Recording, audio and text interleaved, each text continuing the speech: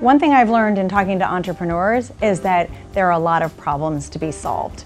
That's just a commonality among all entrepreneurs. But something that Kevin Systrom, who is the founder and CEO of Instagram, taught me is that it's really important to focus on whether you are solving the right problem, and that is the way to be that you can be most efficient and most successful.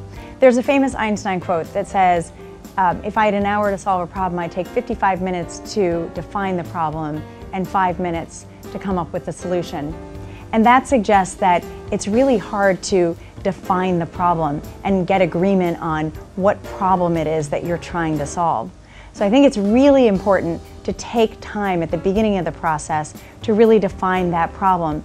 Once you've done that and you have agreement around that, it's a lot easier to come up with the solution, and that's better for everybody all around.